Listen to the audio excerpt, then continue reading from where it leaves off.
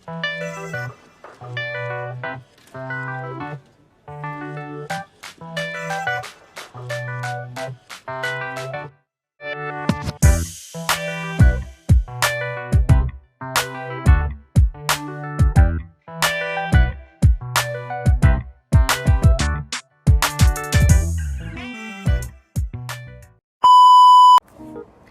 teman-teman, Assalamualaikum warahmatullahi wabarakatuh. Salam sejahtera untuk kita semua. Kami dari kelompok 4 Pendidikan Ekonomi kelas S2C ingin membahas atau menyampaikan materi terkait tentang yang pertama ada struktur bumi dan yang kedua ada pembentukan benua dan samudra. Sebelumnya terima kasih banyak kepada Ibu Mimanisma selaku dosen pengampu ilmu kealaman dasar di Universitas Indraprasta PGRI. Teman-teman, jadi sebelum kita membahas materinya, di sini saya akan memperkenalkan diri. Perkenalkan, nama saya Nur Azizah dari kelas S2C NPM 202214500293. Di sini saya tidak sendiri, saya akan dibantu dengan rekan saya. Halo, perkenalkan nama saya Raihan Naulata dengan NPM 2022145021. Halo teman-teman, jadi aku akan membahas materi yang pertama yaitu tentang struktur bumi. Bumi merupakan planet ketiga dari susunan planet yang ada di tata surya.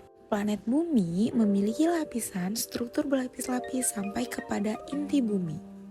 Sementara struktur bumi adalah susunan atau lapisan pembentukan bumi yang terdiri dari banyak jenis material. Teman-teman, di sini ada jenis-jenis struktur bumi. Yang pertama kerak bumi, kedua selimut bumi, ketiga inti luar bumi, dan yang keempat inti dalam bumi. Yang pertama ada kerak bumi. Kerak bumi adalah lapisan terluar bumi yang terbagi menjadi dua kategori. Pertama ada kerak benua, yaitu kerak bumi yang ada di daratan. Kedua, kerak samudra, yaitu kerak bumi yang ada di dalam laut. Yang kedua, ada selimut bumi. Selimut bumi atau disebut dengan mantel bumi adalah lapisan bumi yang berada di tengah-tengah antara kerak bumi dan inti bumi. Mantel bumi merupakan bagian terbesar dari lapisan bumi, yang mana ketebalannya sekitar 2.900 km dan suhunya dapat mencapai 3.700 derajat Celcius. Yang ketiga ada inti luar bumi.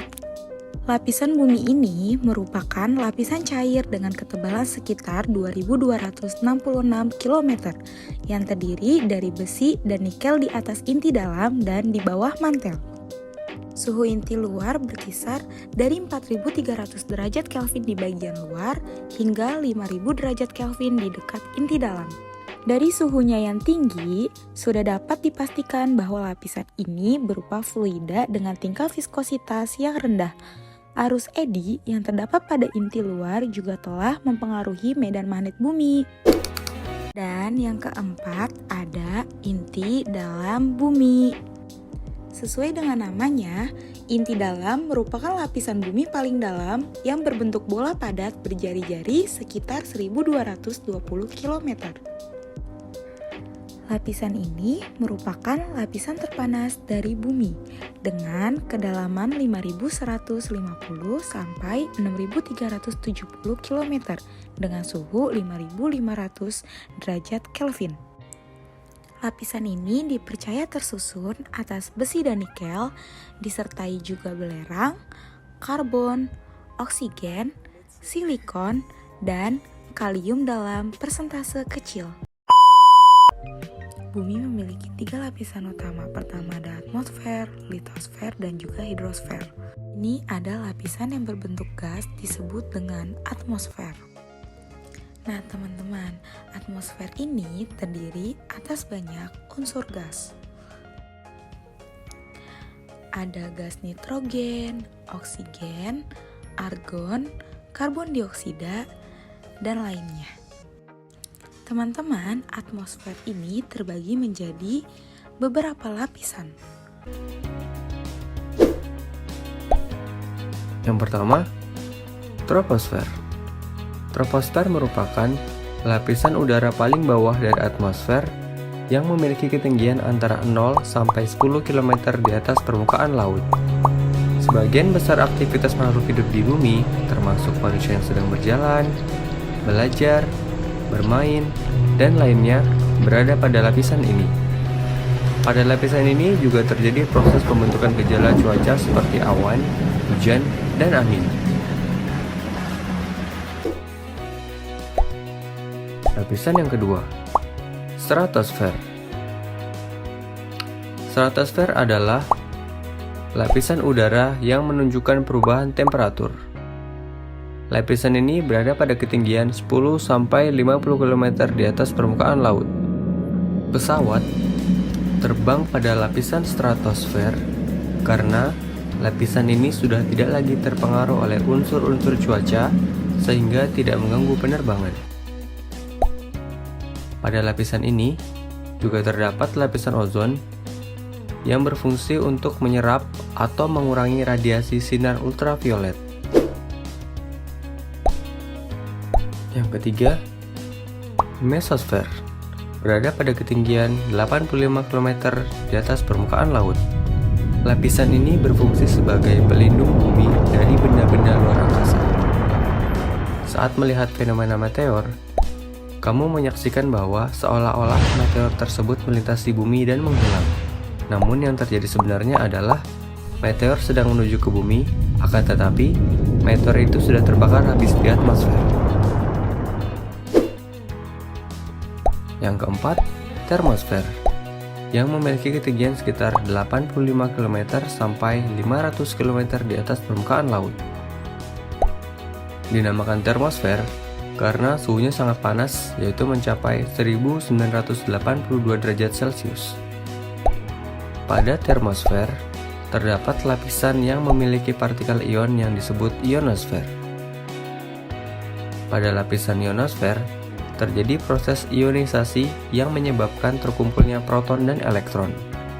Pada lapisan ini juga terdapat fenomena sinar kutub atau aurora.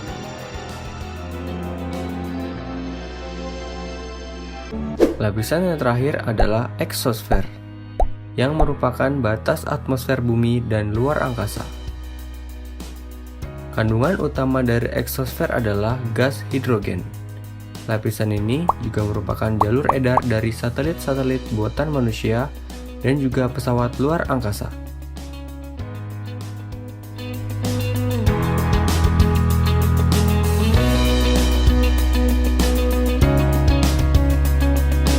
Oke teman-teman, kita lanjut ke lapisan bumi yang kedua, lapisan yang berbentuk padat, yaitu litosfer. Litosfer. Lapisan tanah memiliki struktur tanah yang berbeda-beda. Contohnya, tanah humus yang dapat digunakan untuk bercocok tanam. Pada bagian tengah, terdapat tanah dengan struktur yang lebih keras, dan pada lapisan selanjutnya tersusun dari bebatuan. Dengan demikian, tanah di bumi memiliki lapisan-lapisan tertentu dengan struktur tanah dan batuan yang berbeda. Litosfer adalah lapisan batuan yang ada di bumi. Dalam arti yang luas, litosfer juga berarti seluruh bagian padat yang ada di bumi, termasuk intinya. Oke teman-teman, jadi kita masuk ke lapisan bumi yang ketiga, lapisan yang berbentuk cair, yaitu hidrosfer. Perhatikan bentuk bumi berikut ini. Dari sini kita menemukan bahwa hampir 70% dari bagian bumi ini berwarna biru. Warna biru tersebut adalah perairan yang ada di bumi.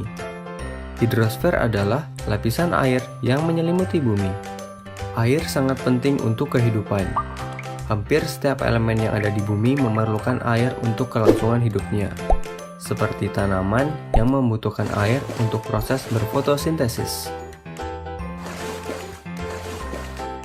Sedangkan manusia membutuhkan air untuk metabolisme tubuh dan kebutuhan hidupnya.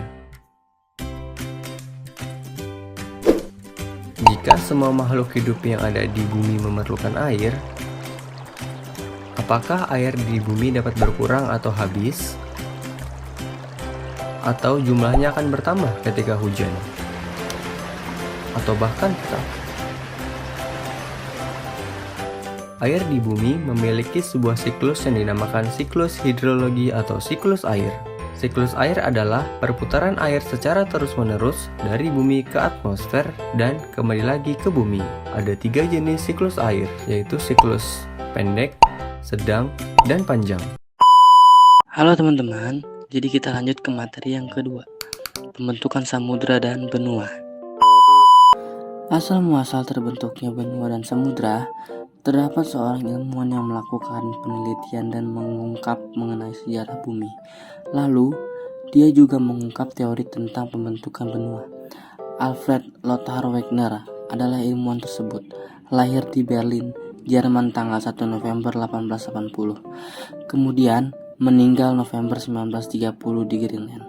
Ahli meteorologi dan geofisika asal Jerman tersebut telah merumuskan pernyataan tentang hipotesis pergeseran benua. Teori Alfred Wegener.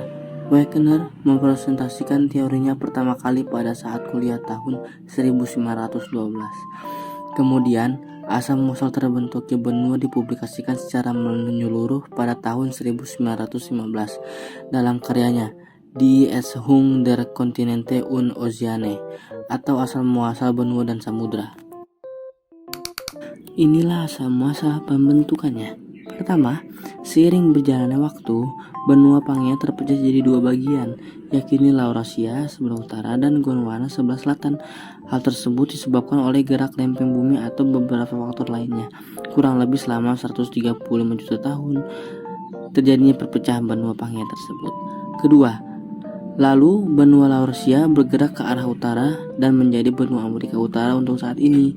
Sedangkan untuk benua Gondwana mulai terpecah menjadi beberapa bagian, antara lain membentuk Amerika Selatan pada bagian barat dan bagian timur membentuk benua Afrika. Ketiga, sementara asal muasal terbentuknya benua sebagian kecil di timur membentuk India. Pergerakan terus berlanjut dari Amerika Utara bergabung menjadi satu dengan Amerika Selatan. Kemudian bagian Laurasia membentuk benua Asia dan Eropa. Teori pembentukannya benua dan samudra. Pertama, asal muasal terbentuknya benua karena terdapat lapisan batuan keras atau litosfer. Banyak lempengan yang melayang di atas lapisan magma yang menjadi susunan terluar dari bumi. Kedua, litosfer merupakan gaya yang datang dari dalam bumi, kemudian dapat menggerakkan lempeng-lempengan. Pergerakan pelan namun tetap aman. Jika terjadi gejala gempa tektonik, maka akan menunjukkan sebuah pergerakan pada lempengan tersebut. Benua atau kontinen adalah daratan yang sangat luas yang berada di permukaan bumi. Ada 7 wilayah yang umum dianggap sebuah benua, yaitu Asia, Afrika, Amerika Utara, Amerika Selatan, Antartika, Eropa, dan Australia. Nah, kali ini tempat ilmu akan membahas tentang awal mula terbentuknya benua di dunia. Ada sebuah teori yang membahas tentang awal mula terbentuknya benua di dunia, yaitu teori Pangea. Teori Pangea adalah sebuah teori yang menyatakan bahwa jutaan tahun lalu semua benua bergabung bersama dalam satu daratan besar yang disebut dengan Pangea.